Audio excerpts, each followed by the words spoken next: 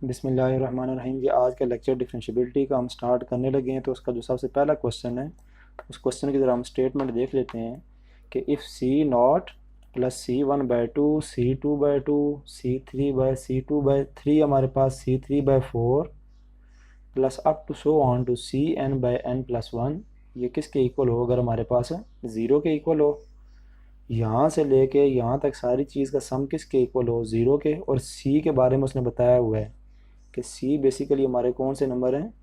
Real number है। ये सी जितने भी ऊपर लिखे हुए हैं ये रियल नंबर है।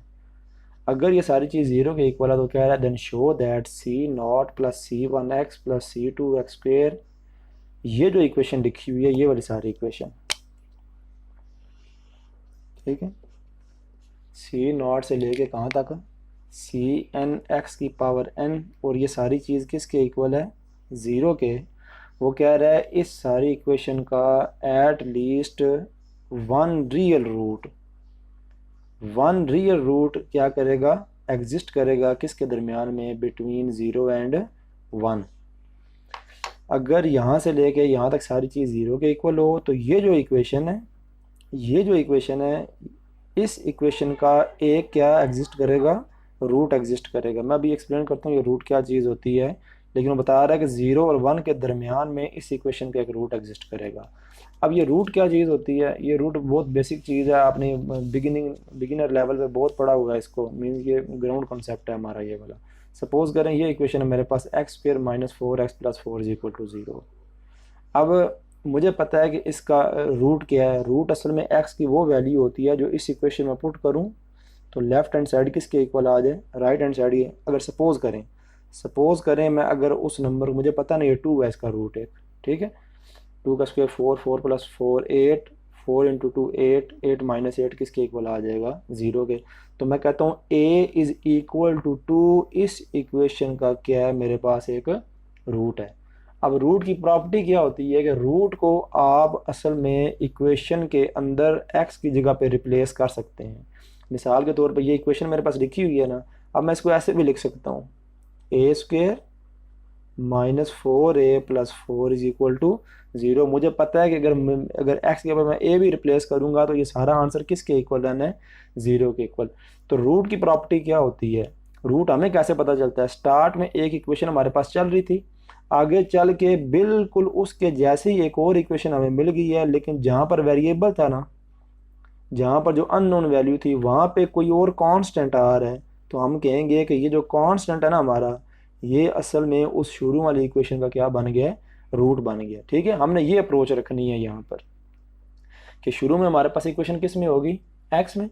आगे चल के बिल्कुल उसी तरह की इक्वेशन में अगर कोई अननोन कांस्टेंट आ गया हमारे पास, तो हम कहेंगे कि ये जो कांस्टेंट है ये असल में उस इक्वेशन का क्या बन गया? रूट बन गया। असल में हमारे पास यहाँ पे तो वैल्यू पता थी, और मुझे पता अगर मैं ए यहाँ पुट करूंगा तो मेरे पास किसके इक्वल आ जाएगा? ज़ीरो के इक्वल आ जाएगा। तो हम यहाँ पर ये अप्रोच यहाँ पे यूज़ करेंगे। ठीक है, अच्छा जी, अब ज़रा इस क्वेश्चन को अगर मैं स्टार्ट करूँ तो सबसे पहले आपने एक फंक्शन डिफाइन करना है।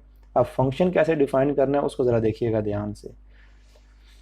आसान तरीका इस फंक्शन को डिफाइन करने का बता रहा हूँ कि let us define a function f(x) is equal to, आपको ये जो इक्वेशन दी गई है ना, आप इसकी रफ में जाके इंटीग्रेशन कर लें। ज़ीरो को छोड़ के ना बाकी इक्वेशन की क्या कर लें? इंटीग्रेशन कर लें। इंटीग्रेशन करेंगे मतलब ये रफ में करना है। C0 की इंटीग्रेशन C1x आ जाएगी, C1 की इंटीग्रेशन C1x², x की इंटीग्रेशन x²/2, x² की integration x3/3 up to so on to xn की integration xn+1 divided by n+1। तो इसकी रफ में जाके इंटीग्रेशन करें। इंटीग्रेशन का जो भी आंसर आएगा ना उस सारे को f(x) के इक्वल रख दें आप। तो इस क्वेश्चन को सॉल्व करने से पहले हमने एक क्या डिफाइन करना है? फंक्शन। उस फंक्शन को कैसे डिफाइन करना है कि ये जो मैंने हाईलाइट की हुई है इक्वेशन, इस क्वेश्चन की क्या करें? इंटीग्रेशन, और जो भी इसकी इंटीग्रेशन बनती है उसको f(x) के इक्वल रख दें। अच्छा जी, तो ये मैंने f(x) एक सपोज कर लिया है। अच्छा, clearly f is continuous on 0 1। अब याद रखिएगा मैं इंटरवल कहाँ से लेके कहाँ तक ले रहा हूँ, ये क्वेश्चन के अंदर ही हमें पता है। 0 से लेके कहाँ तक इंटरवल रखना है? हमने 1 तक रखना है, जिसके दरमियान में हमने क्या फाइंड करना है? रूट फाइंड करना है। अब बात जहन में आती है कि यहाँ पे मैंने f को नाम दिया और साथ ही मैं f के बारे में क्या कह रहा हूँ कि f क्या है? हमारा कॉन्टीन्यूस है। ये क्यों है? अब आप ज़रा बात देखें ज़रा, f है कि इन सब का ये सम है, और ये सारे के सारे कौन से फंक्शंस हैं? पोलिनोमियल फंक्शंस हैं, और पोलिनोमियल फंक्शंस हमेशा क्या होते हैं हमारे कॉन्टीन्यूअस, और कॉन्टीन्यूअस फंक्शंस का सम भी हमेशा क्या होता है कॉन्टीन्यूअस होता है। एफ इज़ डिफरेंशिएबल इन 0 1, दूसरी बात चेक करें ज़रा इसमें, एफ 0 से 1 तक क्या है हमारे पास डिफरेंशिएबल है। अब ये बात क्या है, चूँकि पोलिनोमियल फंक्शन हमारे कॉन्टीन्यूस भी होते हैं और साथ क्या होते हैं डिफरेंशिएबल भी होते हैं, और चूँकि एफ डिफरेंशिएबल फंक्शंस का सम है तो एफ साथ क्या होगा डिफरेंशिएबल भी होगा हमारे पास। अच्छा नेक्स्ट बात ज़रा इसमें ना बहुत ध्यान से देखनी है। आपको पता है हमने इंटरवल कहाँ से लेके कहाँ तक लिया हुआ है, 0 से लेके 1 तक। अब पहले मैं एफ ऑफ 1 फाइंड करने लगा हूँ। एफ ऑफ 1 को ज़रा ध्यान से देखिएगा कैसे मैं फाइंड कर रहा हूँ। एफ ऑफ 1 कैसे, मेरे पास एफ ऑफ एक्स मालूम है मौजूद है यहाँ पर, मैं यहाँ पे एक्स की जगह पे क्या पुट करने लगा हूँ 1 पुट करने लगा हूँ। तो जब यहाँ एक्स की 1 पुट करूँगा तो यहाँ 1 आएगा, सी नॉट बन जाएगा, यहाँ पे 1 का स्क्वायर आएगा तो सी 1/2 बन जाएगा। तो जब एफ ऑफ 1 मालूम करूँगा तो ये सारी वैल्यू मेरे पास आएगी, और ये सारी वैल्यू किसके इक्वल है 0 के। क्यों जी 0 के इक्वल क्यों है, क्योंकि क्वेश्चन के स्टार्ट में उसने एक बात मुझे बताई हुई है कि C not plus C 1/2 C 2/3 up to so on to. तो देखें सारी वही चीज़ लिखी हुई है नीचे, ये किसके इक्वल आ गई 0 के।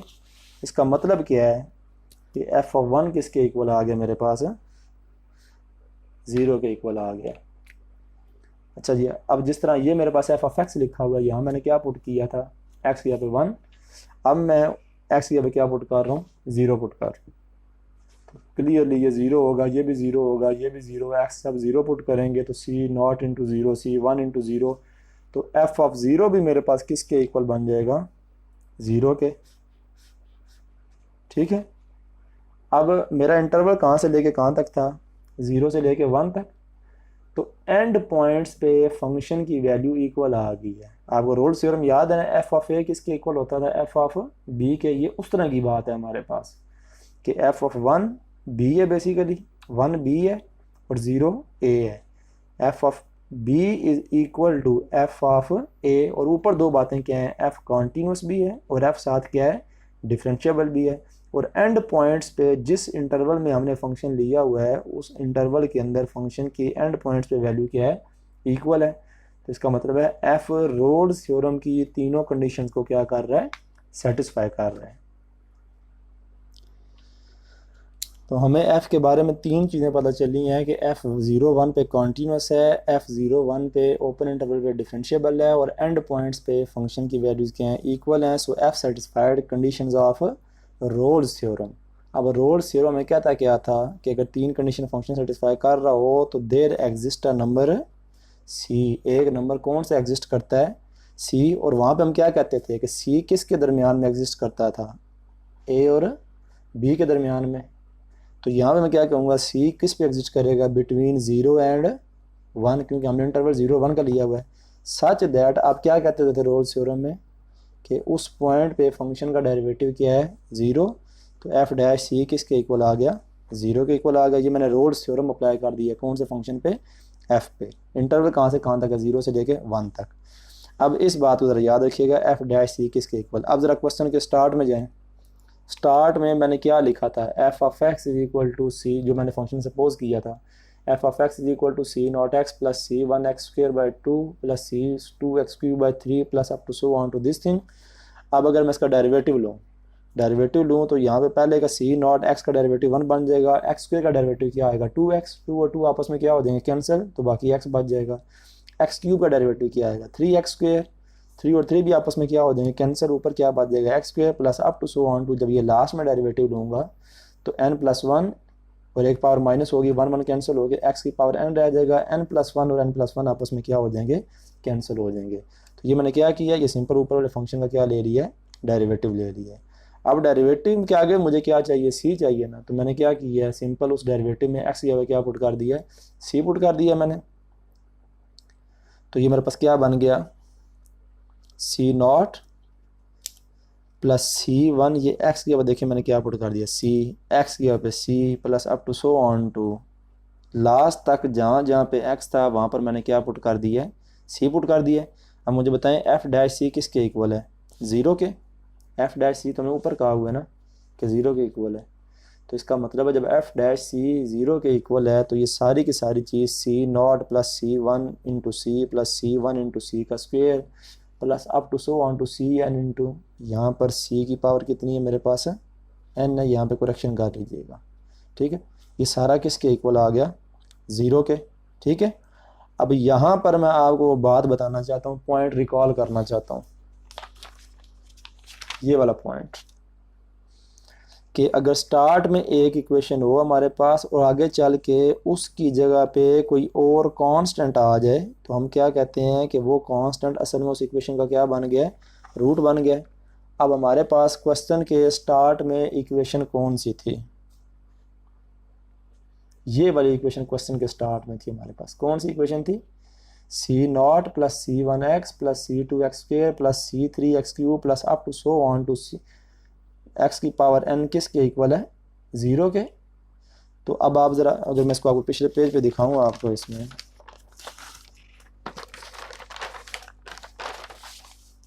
तो ये इक्वेशन देखें ज़रा ध्यान से, C not plus C one X plus C two X square, ये इक्वेशन थी। इस इक्वेशन को ज़रा इसकी शेप ध्यान से देख लें, राइट।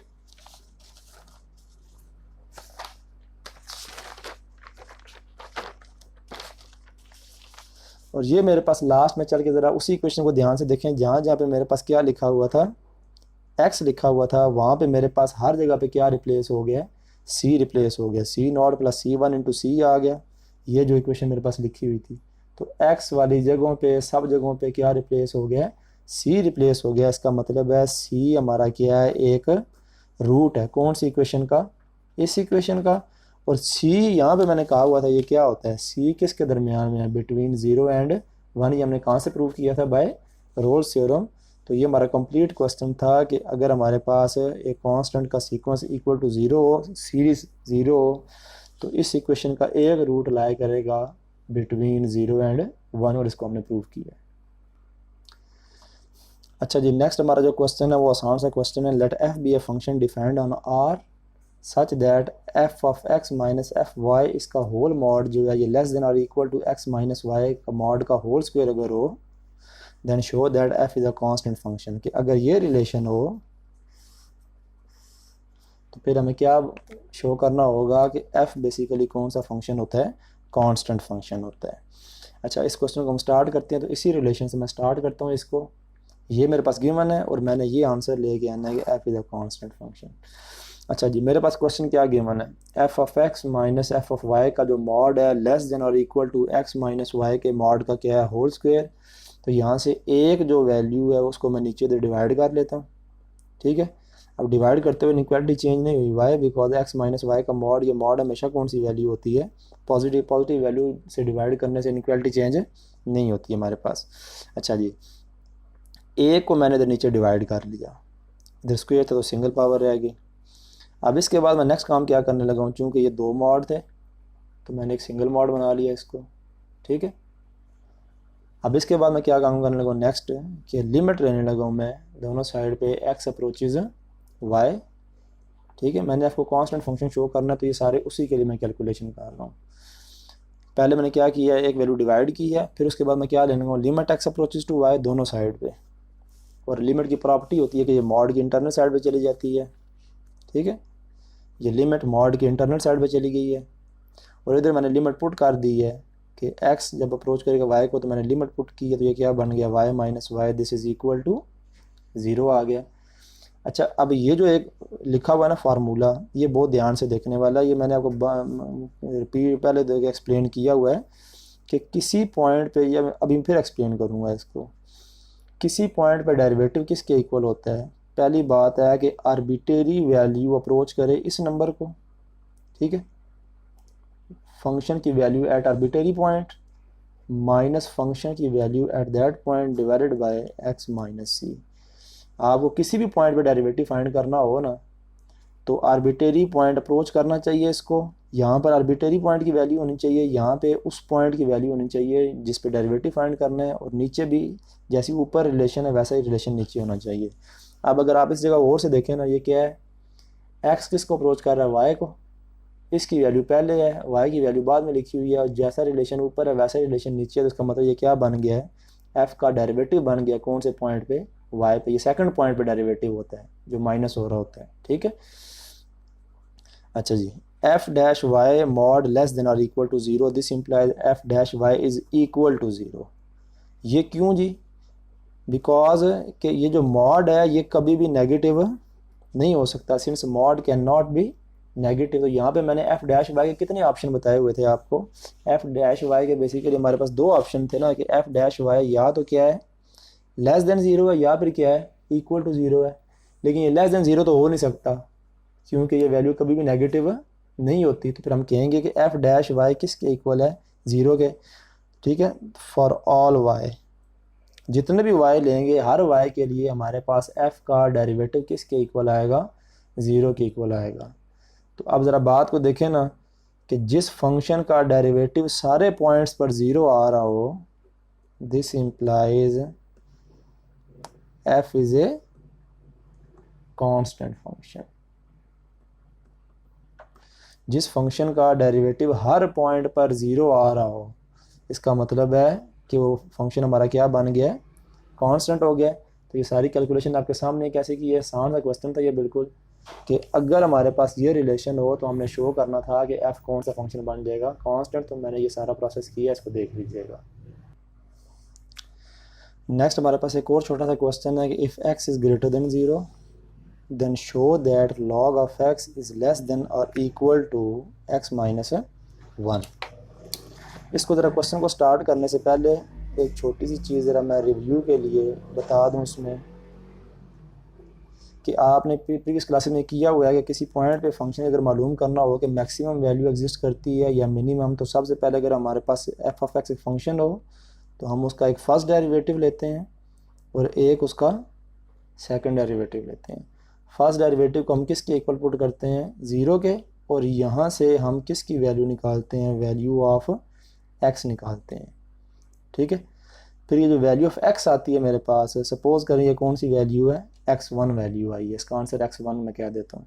तो आप ये x1 वैल्यू कहाँ पर पुट करते हैं, डबल डेरिवेटिव में। अगर आंसर आ जाए लेस देन 0 तो हम कहते हैं x1 पे जो वैल्यू होगी वो कौन सी वैल्यू होगी, मैक्सिमम वैल्यू होगी, ठीक है।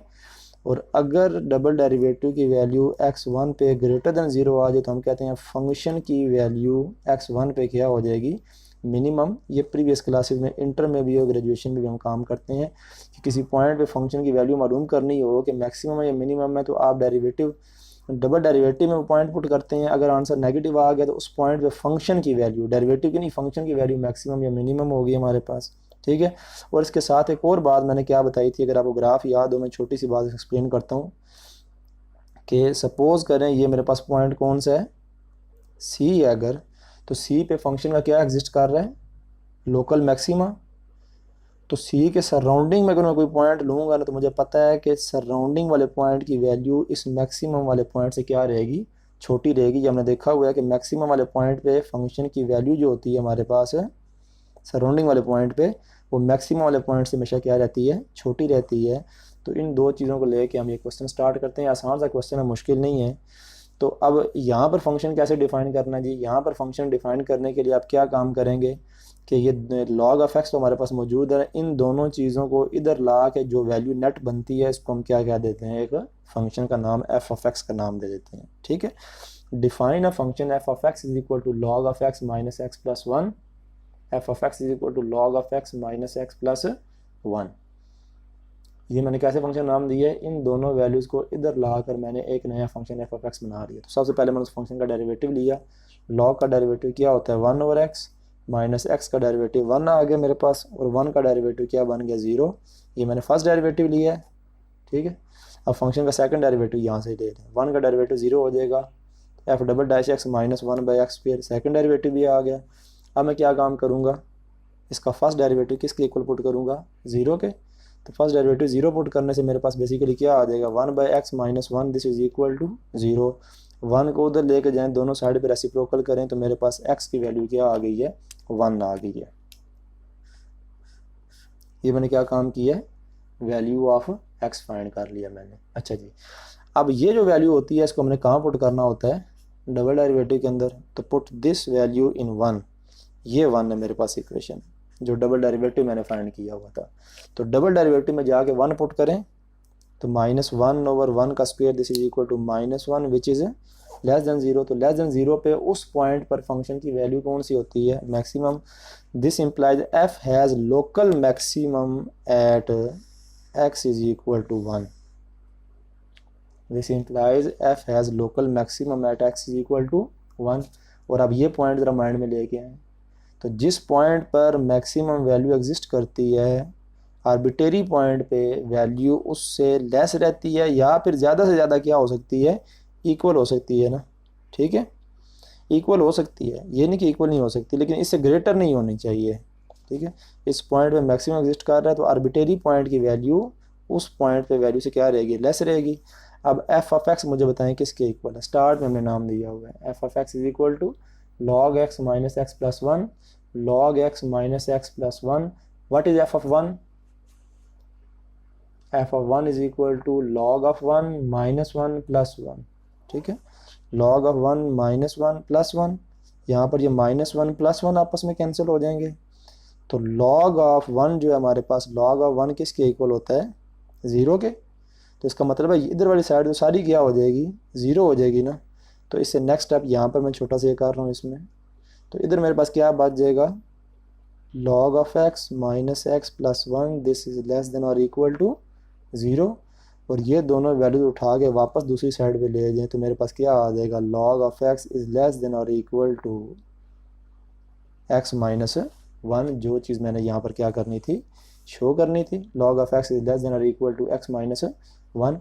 तो इस क्वेश्चन में हमने क्या काम किया है? ये कॉन्सेप्ट यूज़ करके और साथ लोकल मैक्सिमम वाला कॉन्सेप्ट यूज़ करके हमने ये आंसर लेके आए हैं कि log of x is less than और equal to x minus 1। Next जो हम थ्योरम स्टार्ट कर लेंगे, दो ये बहुत ही इंपॉर्टेंट थ्योरम है इस चैप्टर के, लेकिन उससे पहले ज़रा मैं आपको एक चीज़ समझाना चाहता हूँ कि ये कंपोजिट फंक्शन हमारा कौन सा होता है? Composite function. सपोज करें मेरे पास यहाँ पर एक सेट है, जिस सेट को मैं क्या नाम दे रहा हूँ? ए का, और दूसरा सेट है मेरे पास बी है, और ये मेरे पास है एक फंक्शन जिसको मैंने क्या नाम दे दिया है? एफ का। ये एफ फंक्शन कहाँ से कहाँ तक है? इसकी डोमेन ए है और इसकी को डोमेन कौन सी है, जिसको हम रेंज रफली कह सकते हैं? रेंज कौन सा सेट है? बी वाला सेट है। अच्छा, अब सपोज करें ना कि यहाँ पर एक और सेट है जिसको मैंने क्या नाम दे दिया? सी का, और मेरे पास एक और फंक्शन है जो बी से सी तक जाता है, ठीक है। एफ फंक्शन ए से बी तक है और जी फंक्शन बी से सी पर है। अब अगर मैं एक फंक्शन लेके जाना चाहता हूँ ए से सी तक डायरेक्ट फंक्शन, ठीक है, ए से सी तक डायरेक्ट फंक्शन लेके जाना चाहता हूँ, तो ए से सी तक जो डायरेक्ट फंक्शन जाएगा, इसको अगर मैं एच का नाम दे दूँ ना, तो ये बेसिकली एक रास्ता मेरे पास तो ये है कि मैं यहाँ ए से सी पे डायरेक्ट चला जाऊँ, या दूसरा आपको एक और रास्ता नज़र आ रहा है कि पहले सपोज करें मेरे पास यहाँ पर एक एलिमेंट है ना एक्स, इस एलिमेंट को यहाँ से ट्रांसफॉर्म करके मैं कहाँ पे लेके जाना चाहता हूँ? सी पे। तो उसका एक रास्ता मुझे ये नज़र आ रहा है कि पहले यहाँ पर जो एलिमेंट है इस पे मैं क्या अप्लाई करूँ? एफ़। तो ये एक्स ए से मूव करके कहाँ पे आ जाएगा? बी में आ जाएगा। इसको मैं यहाँ पे क्या नाम दूंगा? एफ ऑफ एक्स का, कि एक्स पे क्या अप्लाई हो गया? एफ। और दूसरी बात क्या है कि फिर यहाँ से इस पे मैं क्या अप्लाई करूँ? जी अप्लाई करूँ। तो ये एक्स एलिमेंट पहले ए से बी पे आए और बी से किस पे आए? सी पे। तो इसको मैं लिखता कैसे हूँ? असल में इसको ये देखिएगा, एच इज़ इक्वल टू आप एफ जी लिख दें, इसको ऐसे नहीं लिखना, असल में तरतीब ऐसे लिखते हैं हम, जी ओ एफ एक्स, कि एच एक्स अप्लाई, एक्स पे एच अप्लाई करने का मतलब, एच अप्लाई करने का मतलब है एक्स को मैंने कहाँ पे लेके जाना है? सी पे लेके जाना है। तो इसका तरीका क्या होगा कि मैं पहले एक्स पे क्या अप्लाई करूँगा? एफ अप्लाई करूँगा। जब एफ अप्लाई हो जाएगा तो मेरे पास ये एक्स एलिमेंट यहाँ से मूव करके कहाँ पे आ जाएगा? बी में। फिर जी की तो ये डोमेन है ना, इसने यहाँ से एलिमेंट्स लेके कहाँ पे भेजने हैं? सी पे। तो फिर पहले एक्स पे एफ अप्लाई किया है, फिर एफ अप्लाई करने के बाद मैंने क्या अप्लाई किया है? जी अप्लाई किया है, तो बेसिकली ये जो h is equal to G O F है ना, तो इसमें दो फंक्शन कंपोज हो गए हैं। तो ये जो फंक्शन होता है इसका नाम क्या पड़ जाता है, कंपोजिट फंक्शन। कंपोजिट फंक्शन वो होता है जिसमें दो फंक्शन हम क्या कर देते हैं, कंपोज कर देते हैं। लेकिन इसमें सिर्फ एक बात याद रखनी है, ये ना ग्राफिकली बनना हो तो आप h is equal to F G लिख दें इसमें, ठीक है। एफ जी नहीं होता, ये जी एफ होता है, क्योंकि अप्लाई इधर से होना होता है ना। तो पहले एफ अप्लाई होगा, फिर क्या अप्लाई होगा, अप्लाई राइट साइड से होता है। तो एफ को पहले राइट पे लिखना पड़ेगा, जी को लेफ्ट पे लिखना पड़ेगा हमें, ठीक है। ये हमारे पास कंपोजिट फंक्शन है। जो दूसरी चीज़ है इसमें देखने वाली, वो बड़ी इंपॉर्टेंट है कि अगर आप फंक्शन के ये जो डेरिवेटिव लिखते हैं ना किसी फंक्शन का, तो इसके आगे यहाँ पर जो पॉइंट लिखा होता है ना, ये बात कन्फर्म होती है कि ये पॉइंट किसका होता है, उस फंक्शन की डोमेन का। मिसाल के तौर पे अगर मैं ये कहूँ ना कि y है यहाँ पर एक है पॉइंट, तो मैं ये नहीं लिख सकता कि f डैश एट y। क्यों? क्योंकि f डैश y, इसमें y तो f की रेंज का एलिमेंट है। हाँ, ये ज़रूर मैं लिख सकता हूँ कि f डैश एट x लिख सकता हूँ इसको। बात समझ रहे हैं? डेरिवेटिव में आगे जो पॉइंट होता है वो उस फंक्शन की डोमेन का पॉइंट होता है। दूसरी बात क्या याद रखनी है, सपोज करें कि मैंने ये लिख दिया f डैश सी, तो अब मुझे कन्फर्म है कि मैंने f का डेरिवेटिव पॉइंट फाइंड करना है, कौन से पॉइंट पे, c पे फाइंड करना है।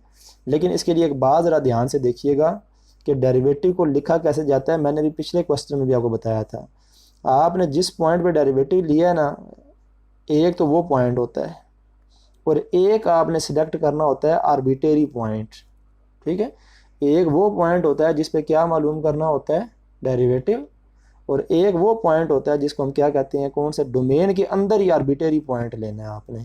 तो डेरिवेटिव कैसे लिखा जाता है, limit arbitrary approaches to this point, ये मैंने भी बताया था आपको, F of X minus F of C divided by X minus C. तो मैं शॉर्ट में बता दूं, किसी पॉइंट पे डेरिवेटिव लिखने का क्या तरीका होगा कि डोमेन के अंदर एक आर्बिट्रेरी पॉइंट सेलेक्ट करें और एक वो पॉइंट होता है जिस पे हम क्या मालूम कर रहे होते हैं, डेरिवेटिव, जिस तरह यहाँ पे x और c है, ठीक है। अच्छा, अब मुझे यहाँ से अगर इसमें देखूँ ना, इसमें तो मैं ये लिख सकता हूँ g डैश y, ठीक है, बिकॉज ये y g की डोमेन में है, ठीक है। अच्छा, अब सपोज करें ना कि यहाँ पर मेरे पास यहाँ पर एक नंबर है जिसको मैं क्या नाम दे देता हूँ, d का नाम दे देता हूँ। अगर मैं कहूँ कि g डैश d फाइंड करना है, तो कैसे फाइंड करूँगा, एक नंबर d है जिस पे डेरिवेटिव फाइंड करना है और एक आर्बिट्रेरी एलिमेंट जिसको मैंने y का नाम दे दिया, ठीक है। तो limit y approaches to d f of y minus f of d divided by y minus d। तो दो पॉइंट, ये तीन पॉइंट याद रखने हैं कंपोजिट फंक्शन का। यहाँ पर जो डेरिवेटिव लिखना होता है उसके लिए एक ये पॉइंट चाहिए होता है, और दोनों आप इस फंक्शन की डोमेन में से लेते हैं। ये बात इंपॉर्टेंट है, इस फंक्शन की डोमेन में दोनों पॉइंट लेने होते हैं। आपको पता होना चाहिए फंक्शन कहाँ से कहाँ पे जा रहा है, ठीक है।